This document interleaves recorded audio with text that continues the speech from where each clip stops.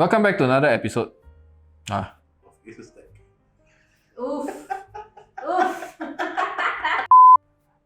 Hi, welcome back. Today's video is about another Asus product.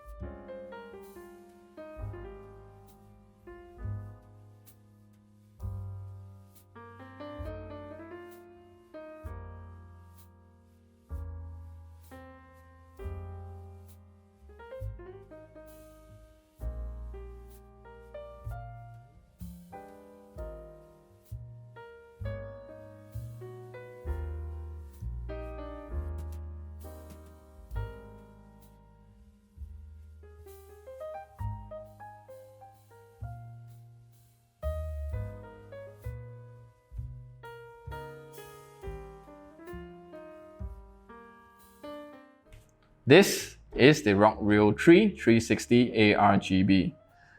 Thank you Asus Malaysia for providing us with a review unit. We actually love this very much. Actually, at least I lah. Okay, Dina, I'm not too sure lah. I'm a fan of white color and I'm a ROG fanboy as well. And to our viewers, yes, it's another Asus product because actually this quarter Asus have announced quite a bit of new releases on the peripherals and accessory side. So this is one of them. Before I go into certain specs of this here, I'll just share with you what it comes with.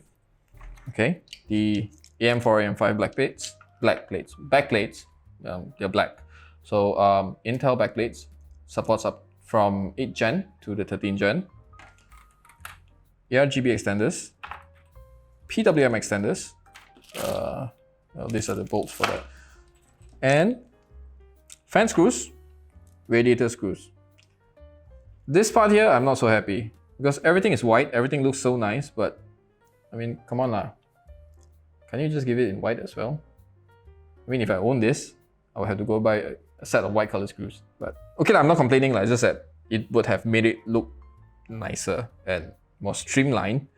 You know, in fact, you know, if you can give me ARGB screws also, I don't mind. But besides that, 3 fans, right? These 3 are 120mm ROG AF12S fans, okay? So specs wise, these guys run on 2.2K RPM. CFM is about 70 CFM. MMH2O is 3.88 if I'm not mistaken. And as for noise level, it's at maximum speed, it runs at 36 decibels, around there. I mean, we tested it on using this here. What's this? A noise meter. There's a decimal meter. If you can hear what Dinang is saying, this is a decibel meter. So we've tested it in a test bench environment, so it's fully open. The sound, we're fully exposed to the fan sounds, unlike in a closed case. So 36, 37, at one point it did hit 40 CFM and we put it about this near, but 40 CFM, 40 decibel when it was about this near. But okay, fans aside, they perform really well. Up to 2.2K RPM, fully adjustable or configurable on Armoury Crate. No, it's a ROG product. So if you say ROG, you think Armoury Crate. Okay, if you don't know how to use Armoury Crate, go on Asus website. Okay, this one here is the highlight of the AIO.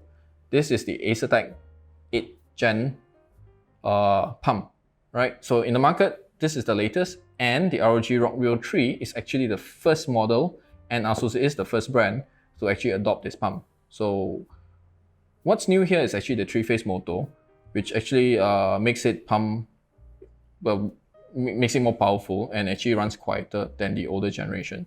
By how much? Actually, by a bit lah, in the sense of noise level, but capacity, we couldn't measure it, but based on our benchmark, it actually performs pretty well. Okay. Regarding benchmark, we actually tried using this on the Ryzen 7000, Ryzen 7. As usual, the Ryzen 7 was running at 95 degrees Celsius at the standard default BIOS setting. So using the Asus ROG Crosshair, I think this is an Extreme or Hero, I think it's a Hero.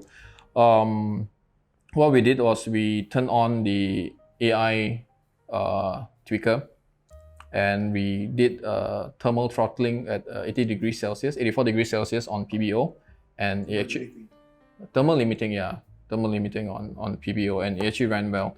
So this actually not only this AIO, if we even tried it on custom liquid cooling, and the Ryzen 7000 series is just that lah. You need to control it using motherboard, you need to control it using BIOS. Otherwise, you can't blame an AIO's performance on that. So instead of Ryzen, we tested it on the i7 13th gen and the i9 13th gen as well. So for the i9, we managed to get a temperature of 87 degrees Celsius, okay, with a benchmark score of around 36K or 37K. And for the i7, we needed to undervolt it a bit because we also don't know why i7 have this issue. Even in our previous tests in another video before this, we faced the issue as well where on default BIOS setting, the i7 was running at 90 degrees Celsius. So undervolted, with this guy, we managed to get the i7 at 86, 87 degrees Celsius as well under Cinebench score of around 30K, okay? So these are the scores.